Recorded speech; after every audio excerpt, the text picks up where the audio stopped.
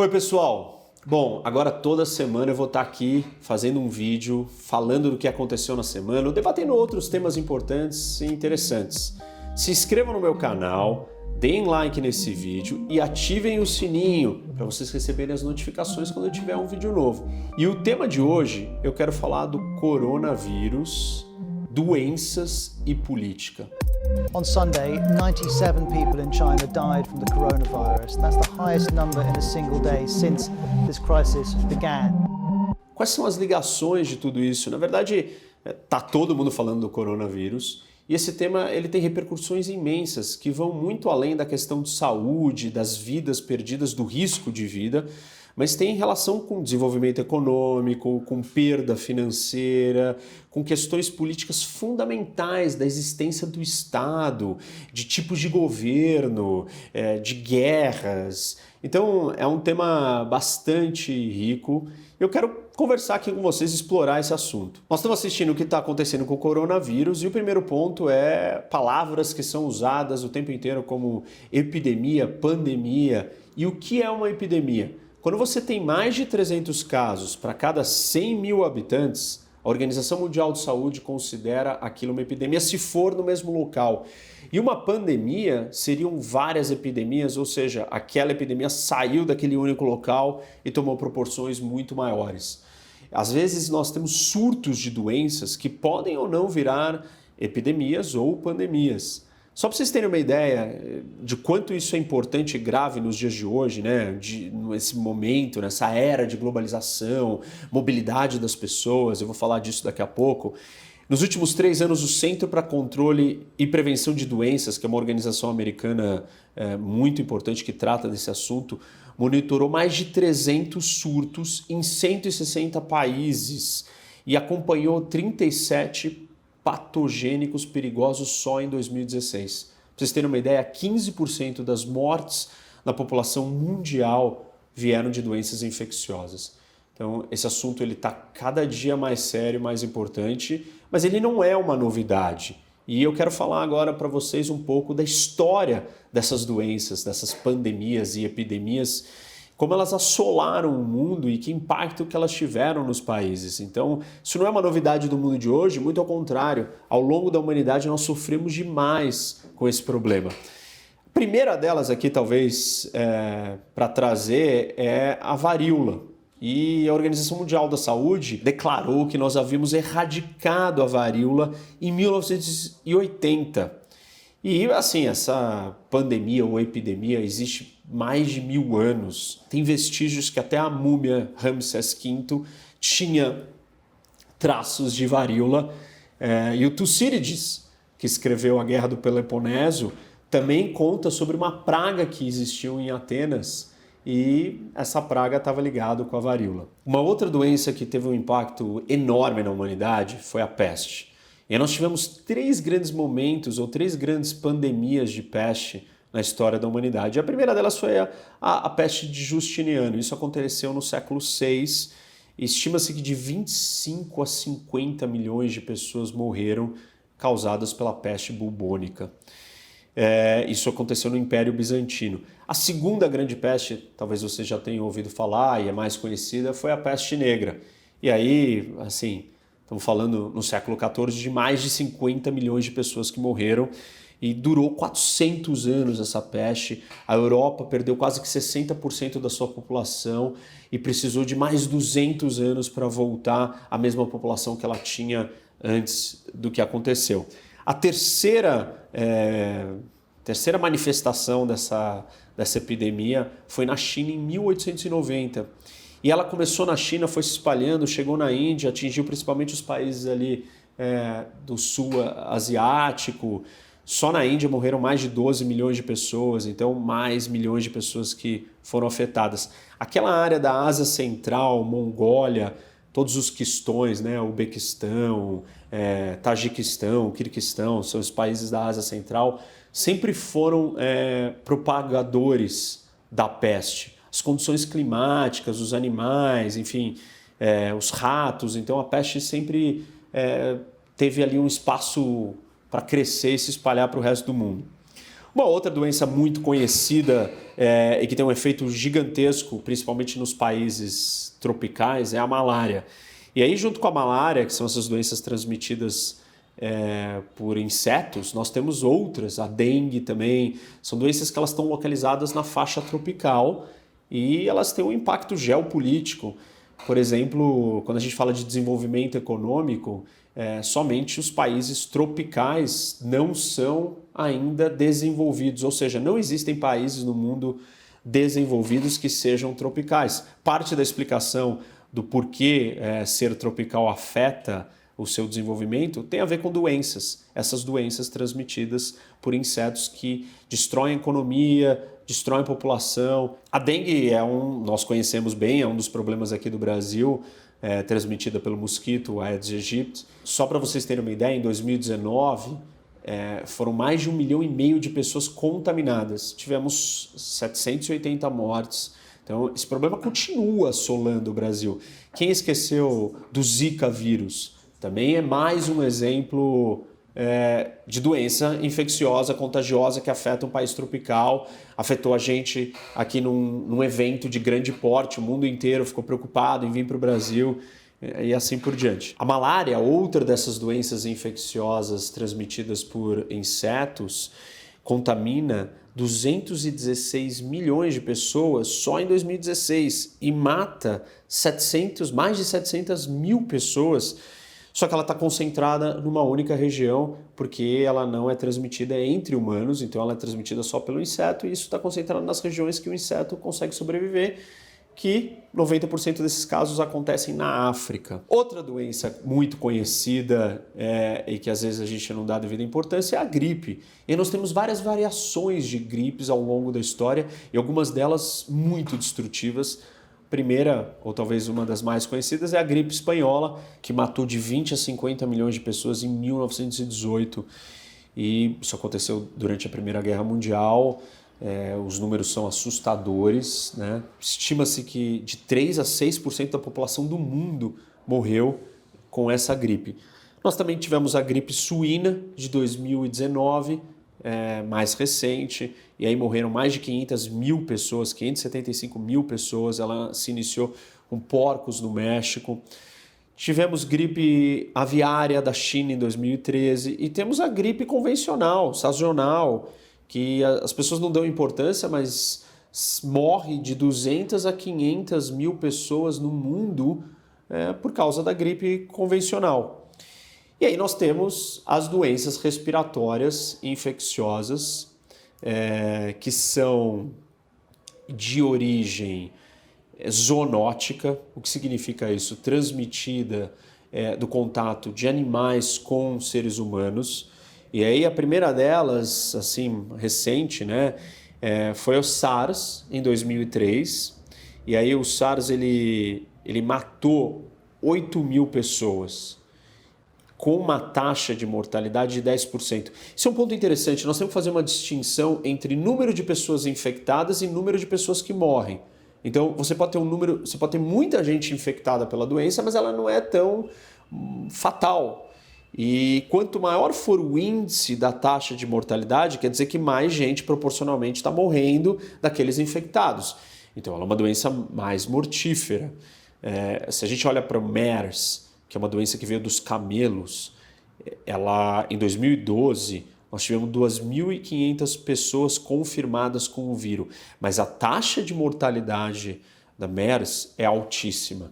1 para cada 3 pessoas morrem, ou seja, 35% morrem.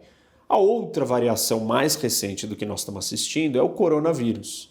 E o coronavírus que apareceu ali na China, a taxa de mortalidade hoje, porque esses números podem mudar conforme mais pessoas são infectadas e morrem ou não, é de 2%.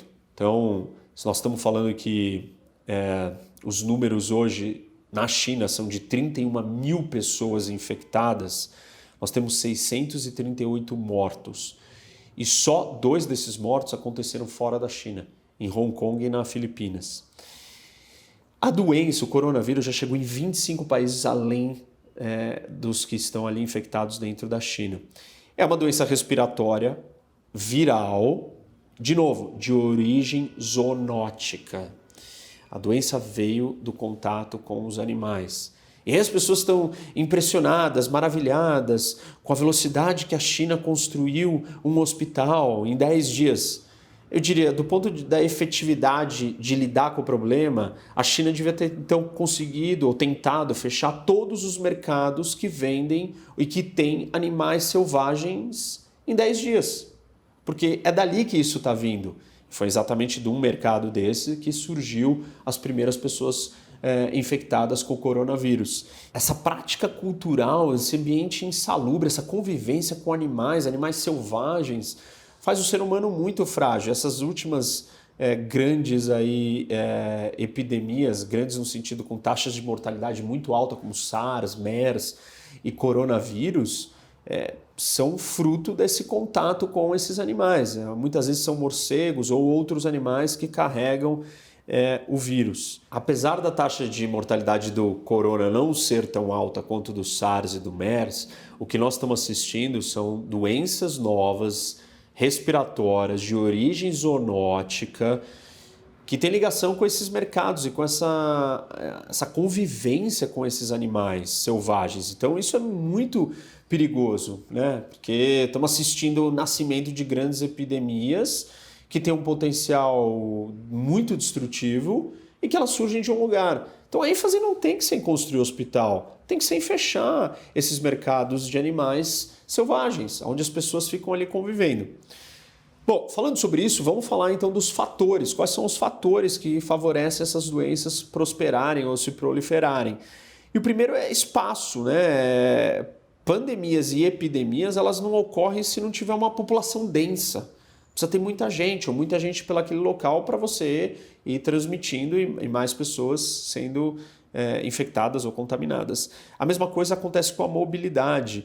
E quando a gente olha, por exemplo, para a história, né, a gripe espanhola, ela se espalhou no mundo porque nós tínhamos uma nova infraestrutura de mobilidade, de comércio e, obviamente, a mobilidade toda que estava acontecendo com a Primeira Guerra Mundial. Então isso favoreceu a disseminação da gripe espanhola. E quando a gente pensa em mobilidade, não é só a mobilidade de nós humanos, e óbvio que hoje, né, numa economia globalizada, viagens internacionais, é muito fácil disso se espalhar, mas tem a mobilidade dos animais. E na época da peste, a presença de ratos dentro dos navios era como carregava a doença para os outros lugares. Tanto que dali que nasceu as medidas de isolamento e quarentena que eu vou falar daqui a pouco. Outras condições que estão ligadas com a proliferação dessas doenças são as condições sociais ou de higiene de uma nação. E a gente pode olhar e perceber que, por exemplo, a cólera, ela desapareceu nos Estados Unidos há mais de um século atrás, enquanto ela está muito presente em países em desenvolvimento. A incidência de AIDS é muito desproporcional, muito maior nos países da África subsaariana. Porque países com condições econômicas, sociais piores são ambientes férteis para o desenvolvimento dessas doenças. A gente assiste isso com a dengue aqui, tá ligado com a questão do nosso saneamento básico, enfim, com a falta de cuidado com a água parada, com ambientes degradados e largados. Não é só o clima, mas você tem outros fatores de desenvolvimento e de organização. Os lugares onde se tem as pandemias mais constantes ou persistentes estão no hemisfério sul, que é a zona ainda em desenvolvimento. São os países que não ficaram desenvolvidos e que não têm esses níveis, né, de prosperidade maiores. Países em guerra onde são destruídos são muito favoráveis também para a incidência de doenças. Isso a gente assistiu na Primeira Guerra Mundial com a gripe espanhola. Hoje, por exemplo, o Líbano está passando por uma situação parecida. A Organização Mundial de Saúde identificou que o Líbano corre um alto risco de cólera após a chegada de mais de 2 milhões de refugiados vindos da guerra da Síria. Então, até mesmo um vizinho de um país em guerra, ele se prejudica por uma situação ou um local que está em guerra, e isso favorece a proliferação dessas doenças. Essas condições de saúde, de higiene, nem os remédios podem resolver. Porque não adianta você tomar um remédio se você tem um ambiente insalubre, sem condições de saneamento, o remédio não vai te salvar. Então, a questão econômica, social de desenvolvimento, ela tem um papel central quando a gente fala de doenças. Um outro problema que nós temos com a discussão das doenças é o da falta de informação. O surgimento das mídias sociais está favorecendo a disseminação de desinformação, de notícias falsas, os fake news, obviamente, teorias da conspiração. Em 2019, a Organização Mundial de Saúde identificou que dos 10 maiores riscos à saúde pública mundial, o declínio na confiança da vacina era um desses 10. E da onde que veio isso? Ideias, notícias, informações, desinformação, teorias da conspiração estão fazendo as pessoas perderem a confiança e a credibilidade nas vacinas. Isso está mudando a postura. Então, a questão da informação, ela tem um impacto direto nas doenças. E aqui no Brasil nós temos um caso interessante sobre isso, que é o sarampo. As taxas de adesão à vacinação no Brasil, elas estão diminuindo. E a gente teve em 2018 10 mil casos de sarampo. Só para vocês terem uma ideia, de 1998 em diante, a gente não chegava mais a 1.000 casos de sarampo e em 2017 a gente não teve, acho que quase nenhum. E, de repente, começamos a ter mais. Por quê? As pessoas começaram a comprar ou a acreditar nessas teorias conspiratórias e não querem mais se vacinar, acham que tem alguma coisa errada com a vacina. Doenças que antes eram erradicadas, hoje estão voltando para assolar as pessoas. Um outro impacto das doenças é no desenvolvimento econômico de nações. E isso começa com a ligação, por exemplo, dos países tropicais. Como eu comentei, não existem países desenvolvidos no mundo tropicais. Existem pequenas exceções, Taiwan, Singapura, pequenos territórios, mas a faixa tropical não se desenvolveu. Parte da explicação do porquê isso são as doenças. As doenças fazem as economias, uma nação perder mão de obra, perder dinheiro, travar a sua economia, se fechar para o mundo. Então, países com alto índice de malária, tem estudos que falam que você perde 1% a menos do PIB, a renda per capita é diferente, tudo é afetado. A questão do desenvolvimento econômico e as doenças depende de qual é o país. O ebola na África não é a mesma coisa do que o coronavírus na China, porque a China tem uma importância econômica para o mundo muito maior do que a África. Então, o tipo de país, qual é o tamanho da sua economia e a sua importância para o mercado global faz toda a diferença para a gente entender qual é o efeito que aquela doença vai ter. Os custos são muito altos. Só em 2003, o SARS, que é a doença respiratória similar ao coronavírus, custou para a Ásia em torno de 40 a 45 bilhões de dólares, ou seja, 5 milhões de dólares por caso. Olha o preço disso, olha quanto que isso custa. Foram só 774 pessoas, no mundo mortas naquele momento e 30 países afetados. Estima-se que a SARS ela tenha causado uma queda de 1% no PIB da economia chinesa naquela época. O ebola teve um custo global de 53 bilhões de dólares, aconteceu em 2014 a 2016. Ou seja, um custo de 1,8 milhão de dólares por caso, por pessoa que foi infectada.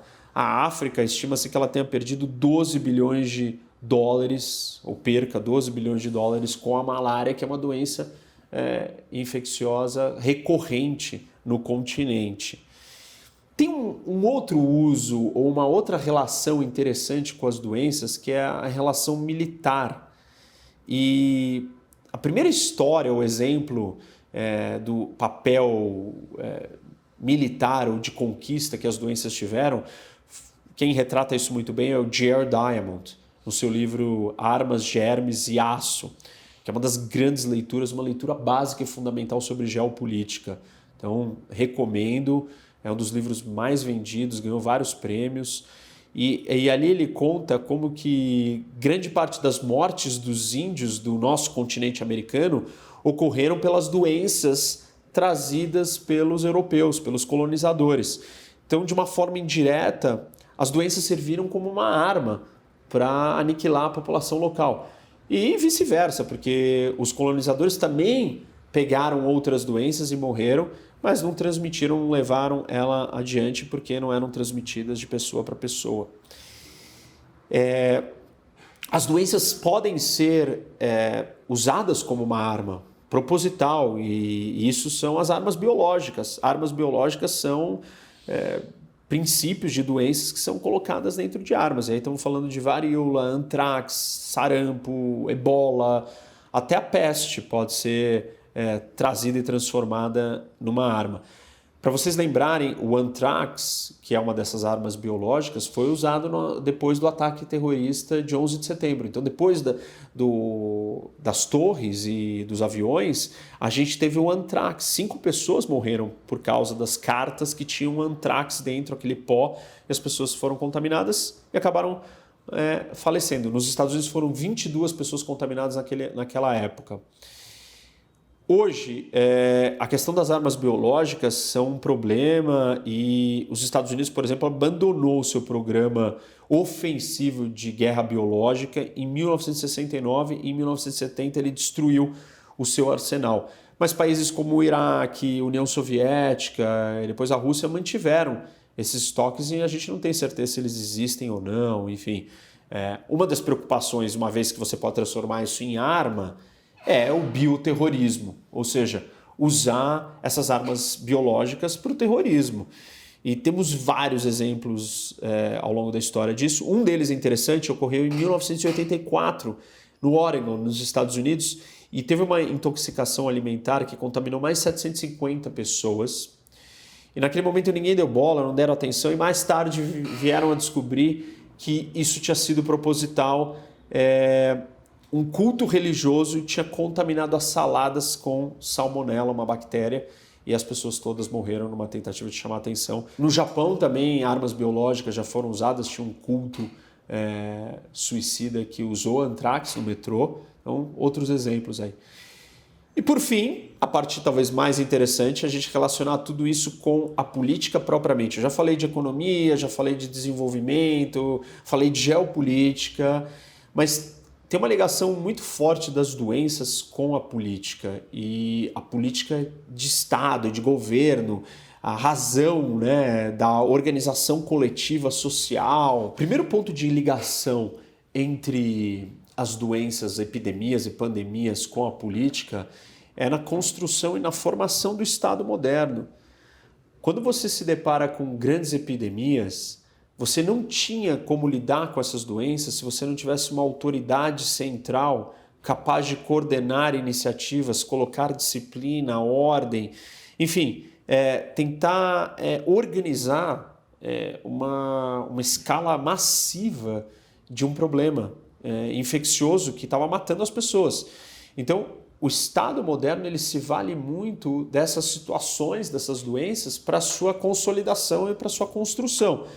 Tem um lado positivo disso e um lado negativo. O lado positivo é que você precisa criar estruturas mais efetivas, funcionais, um governo que vai lá e entregue, porque senão vai todo mundo morrer.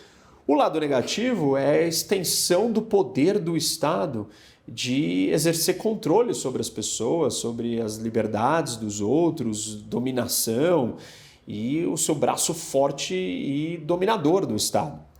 Então, quando a gente olha ao longo da história a peste na Europa e as cidades-estados italianas foram as primeiras a, por exemplo, criar conselhos de saúde, porque elas estavam lidando com aquela situação.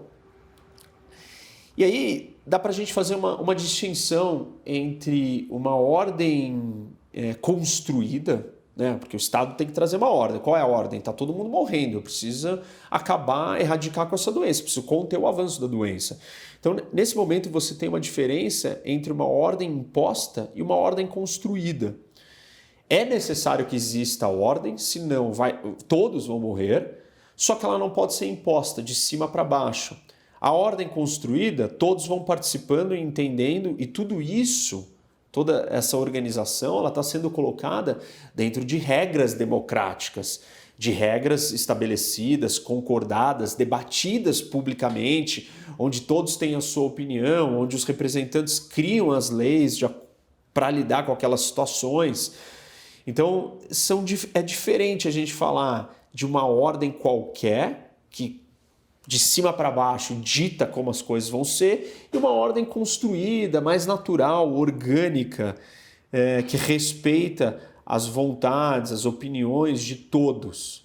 Obviamente que o que eu estou discutindo aqui com vocês é a diferença da situação de você lidar com uma doença, com pandemias ou epidemias na proporção da que nós estamos vendo do coronavírus, em um país democrático e numa ditadura totalitária como a China. É muito importante que o Estado tenha capacidade. Eu acabei de falar para vocês que países em desenvolvimento são mais suscetíveis às doenças. Por quê? Porque o Estado não entrega. Então não tem condições de saneamento, não tem serviços de saúde que funcionam. Uma série de coisas que podem ser funções do Estado não são entregues ali. Agora, não adianta nada você também ter um Estado que vai entregar tudo e não respeitar a questão democrática, que esse é o lado da China. Supostamente está todo mundo elogiando construir o hospital em 10 dias, como eu falei para vocês, mas isso não significa nada, porque você pode ter passado do limite e se tornar uma ditadura, com a justificativa de exercer o seu papel de ordem disciplinador para que as pessoas não morram. E essa é um pouco da justificativa que legitima o regime chinês, porque o Partido Comunista Chinês está sustentado na seguinte entrega: o Estado vai colocar ordem, segurança e desenvolvimento econômico. Eu aceito receber essas trocas se eu entregar minha submissão política para uma autoridade central que me governa e eu não tenho voz. É isso que acontece na China. Agora, o curioso é que com essa crise, com essa epidemia, os chineses não estão dando conta, isso coloca em xeque e questiona, mas vocês não tinham que me entregar segurança, ordem e desenvolvimento econômico? E agora tem uma epidemia que está matando todo mundo e está todo mundo em desespero.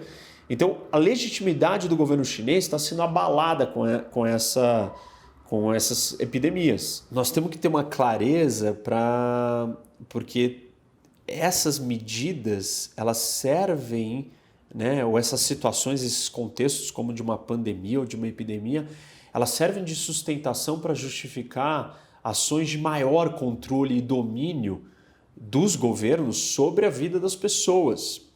Mas eu não estou dizendo que a gente não tenha que ter ordem, principalmente numa situação como essa, porque que é uma situação emergencial e de calamidade. Um governo que não é capaz de trazer organização e entregar certas coisas e coordenar isso numa escala grande e rápida, ele vai ser destrutivo para aquela sociedade, para aquela população. Mas, ao mesmo tempo, isso tem que ser feito dentro de regras democráticas. E aí é interessante, porque tem uma discussão sobre isso, e o Foucault, ele fala disso no seu livro, na sua obra, Vigiar e Punir, e no capítulo do Panóptico, que ele fala das prisões, ele explica como a peste obrigou o Estado a se organizar e disciplinar a sociedade. E aí eu quero ler para vocês uma frase, uma citação desse capítulo que é interessante. Ele vira e fala assim: a sociedade pestilenta da peste, atravessada pela hierarquia, pela vigilância, pelo olhar, pela documentação, a cidade imobilizada no funcionamento de um poder extensivo que age de maneira diversa sobre todos os indivíduos, é a utopia da cidade perfeitamente governada. Ou seja, do ponto de vista da ordem, do governo, a situação da peste, ele está descrevendo isso no momento da peste ali na Europa, o que teve que ser criado, as pessoas não podiam sair de casa, então era tudo disciplinado, coordenado, documentado, todo mundo estava catalogado, cadastrado. É o ápice, é a utopia do quê? Do governo da cidade perfeitamente governada. Ou seja, poder máximo para o governo e menos poder para as pessoas, para as liberdades individuais, para os indivíduos. Então, aqui tem um equilíbrio entre lidar com uma situação de calamidade, onde o Estado tem que entregar, e aquilo não se transformar numa forma de dominação absoluta de todas as pessoas. E esse é um ponto interessante. Tem uma outra questão política que pode ser ligada com a situação das epidemias, que é as tendências nacionalistas. Essas tendências nacionalistas ou sentimentos xenófobos, eles podem ser aumentados na questão de refugiados e imigrantes. Se você tem refugiados e imigrantes que estão vindo de um país que está infectado ou sofrendo de uma epidemia, as pessoas vão ter mais medo da doença, e isso vai fortalecer o sentimento nacionalista e o repúdio a imigrantes. A gente pode olhar para a questão da entrada de refugiados venezuelanos no Brasil como um desses problemas, porque a Venezuela tinha uma baixa cobertura de vacina para o sarampo. E ao mesmo tempo que os brasileiros começaram a se vacinar menos, a entrada de muitos imigrantes, ou refugiados venezuelanos que não tinham a vacina, pode ter sido um dos fatores que ajudou o aumento do número de casos de sarampo no Brasil. Qual que é a conclusão que a população pode tirar disso às vezes? Isso pode fomentar um sentimento xenófobo. Então, esse é um elemento que as doenças trazem para a questão da política. Voltando para a história de governos democráticos e ditatoriais e lidar com uma calamidade ou com uma emergência pública como uma epidemia, o papel da transparência é o que faz, talvez, seja essa linha divisória entre a democracia e o regime totalitário chinês, por exemplo. A falta de transparência, ela é essencial para a democracia. Então não tem discussão na democracia que ela pode ser feita escondida. Eu não conto o que está acontecendo, eu tomo medidas, eu dissemino comandos e as pessoas têm que seguir, ninguém sabe por quê. A demora, mais uma vez, do governo chinês em comunicar, disseminar informação e falar a verdade do que estava acontecendo, contribuiu para que o coronavírus se tornasse uma epidemia. E, assim, se você falar sobre isso na sua rede social, na China, você pode ser preso, então ninguém fala. Essa ferramenta, ela poderia ser usada para saber onde que estão as pessoas contaminadas. Um país muito grande, com uma população imensa, 1,4 bilhão de pessoas. Você não vai conseguir achar todo mundo, você precisa das pessoas falando. Uma pessoa que vai lá e posta, estou com tal sintoma. As autoridades podem saber. Só que o controle, a tentativa de controle é tão importante para a sobrevivência do regime totalitário chinês, que isso faz com que eles controlem a informação. E isso é terrível para uma situação de pandemia. A falta de transparência de um governo, ela é essencial para as pessoas confiarem. Não existe confiança sem transparência.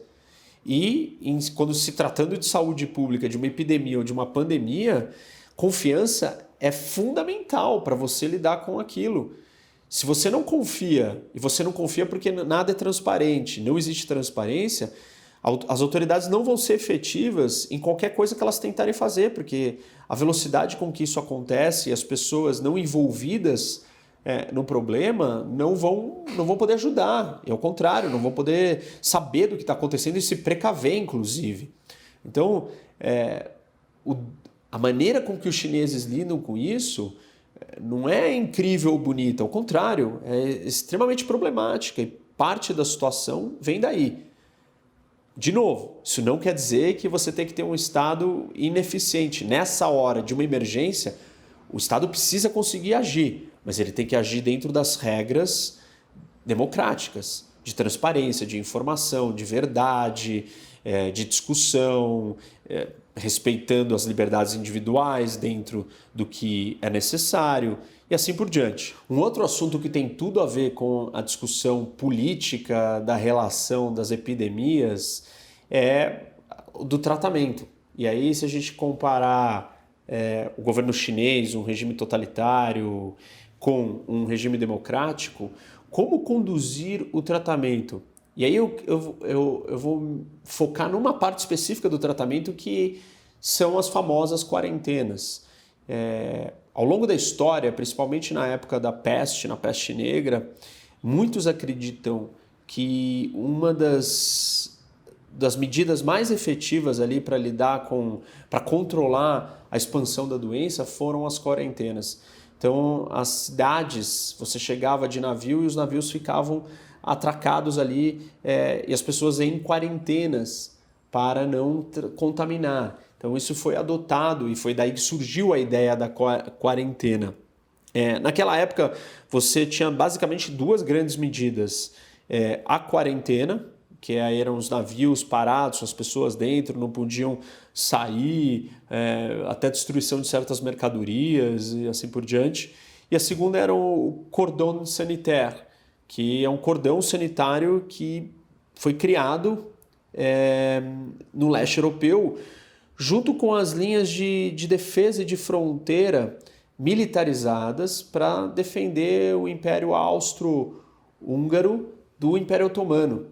Então você tinha posicionamento de tropas nas fronteiras que ficavam monitorando a existência de pessoas com doença e eram reforçadas então aquelas fronteiras para ter um controle maior. Então essas duas medidas foram as mais efetivas, acredita-se, para combater a peste naquele momento. Então a ideia da quarentena, quando nós estamos falando de epidemias graves, ela é uma realidade, ela é adotada, ela é parte do que está acontecendo. E a China está implementando uma quarentena em quase 100 milhões de pessoas. As cidades próximas ali ao redor do epicentro, da onde começou o coronavírus, as pessoas não podem sair de casa, elas estão confinadas, enfim, você não tem circulação nos espaços públicos, meios de transporte, você tem quase que cidades fantasmas.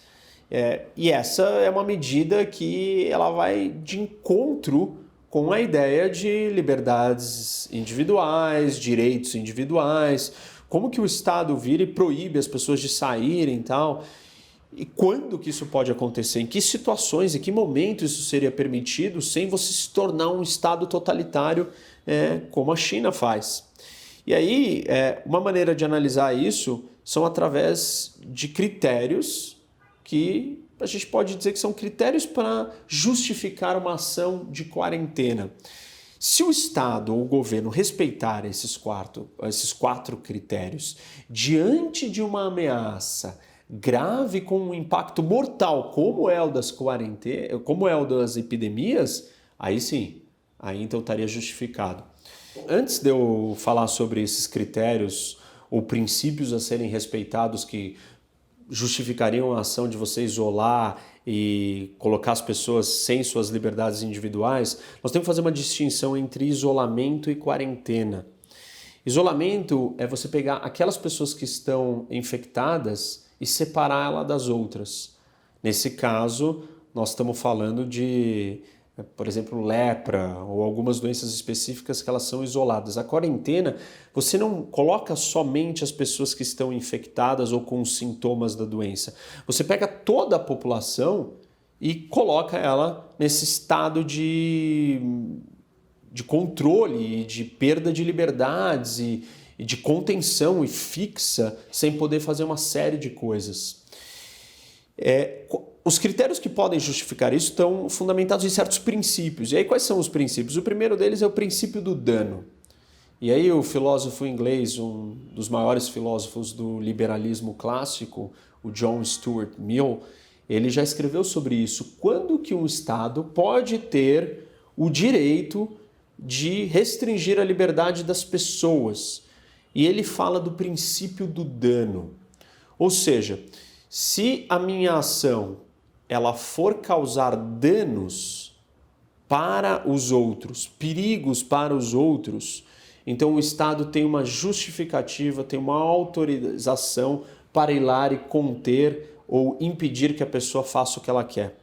No caso de uma epidemia como essa, é óbvio que os danos para todo mundo vão ser muito grandes. Então estaria justificado, o princípio do dano está presente. Não estaria justificado, por exemplo, eu usar o princípio do dano para justificar uma quarentena para algo mais restrito que não é transmitido de pessoa para pessoa. Então, anthrax. Anthrax não é transmitido de pessoa para pessoa. Eu não vou colocar a população inteira de um país em quarentena se aquilo não vai ser transmitido. No caso do coronavírus, sim, já sabemos que existe a transmissão de pessoa para pessoa.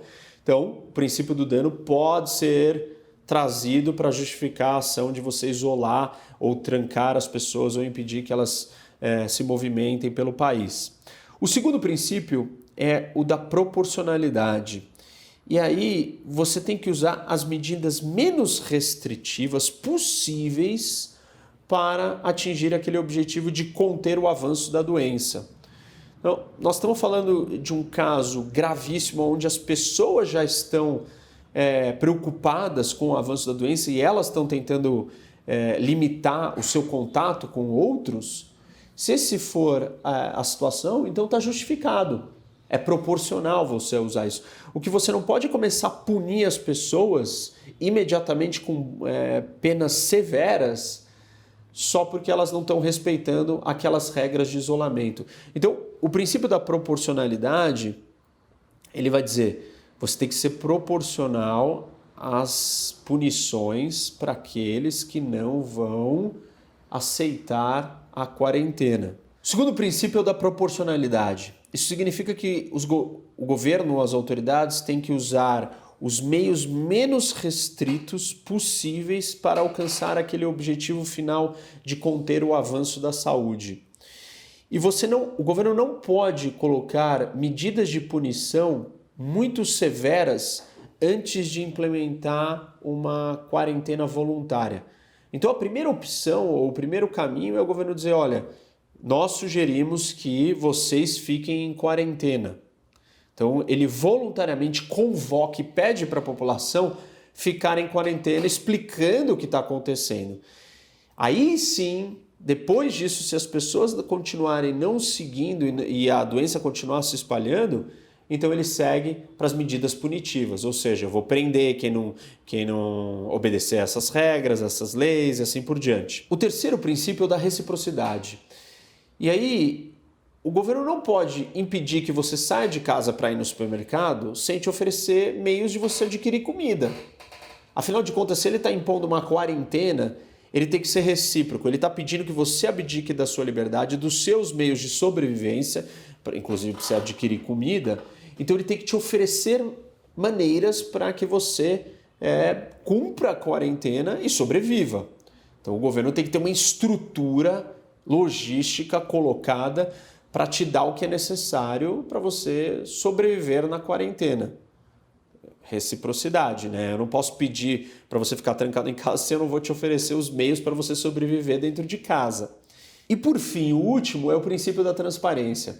O governo tem uma obrigação de comunicar e explicar o porquê ele está tomando as medidas que está tomando. Por que ele está fazendo isso? E permitir que haja uma discussão e uma argumentação do contraditório. Isso é a democracia. Esse espaço para você contestar e apelar para aquilo que o governo está dizendo só é possível se você tiver acesso à informação. Ou seja, precisa haver transparência. Sem transparência não é só que você não vai confiar no que o governo está fazendo. Aquela medida dele deixa de ser legítima e deixa de ser justificável ele colocar a população inteira em quarentena. E aí, talvez, nesse último princípio, seja um dos fundamentais aonde o governo chinês não segue.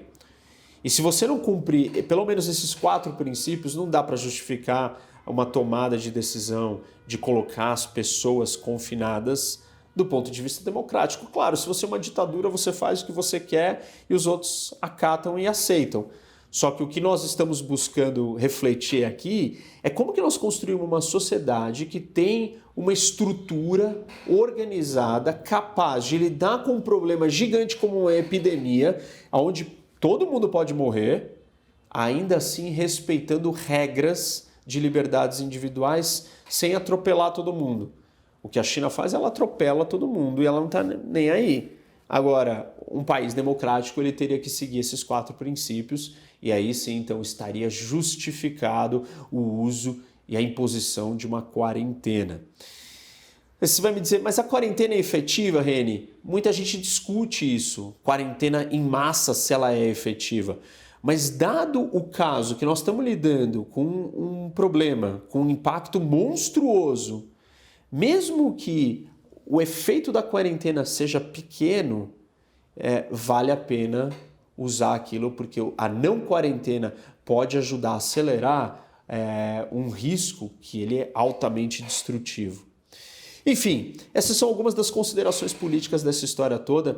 Eu só quero finalizar dizendo o seguinte, eu estou falando aqui com vocês sobre doenças infecciosas, epidemias e pandemias, mas talvez tenha uma questão de saúde ainda muito mais problemática e pior, que não recebe a mesma atenção das pessoas e preocupação da mídia e das discussões e dos debates públicos, que são as outras doenças, que elas têm um efeito ainda mais nocivo sobre uma sociedade, sobre um país. Doenças crônicas, que não são as infecciosas do momento, não são as epidemias, mas doenças como diabetes, como câncer, elas têm um custo para uma sociedade imensa, pode chegar até 6,5% do PIB. Então nós estamos falando aqui das doenças das epidemias e das pandemias, das doenças infecciosas e do efeito assustador que ela causa na psique coletiva, mas nós também temos que olhar do ponto de vista político, do desenvolvimento de uma sociedade, que nós temos outras doenças crônicas que custam mais, matam mais e destroem a produtividade de uma nação. Talvez esse seja um assunto para um outro vídeo, uma outra discussão. É isso aí, pessoal. Espero que vocês tenham gostado. Deixem seus comentários, mandem perguntas e continuem acompanhando. Toda semana tem um vídeo novo. Aciona o sininho para você receber a notificação quando chegar um vídeo novo e dá like nesse vídeo. E espero vocês na próxima.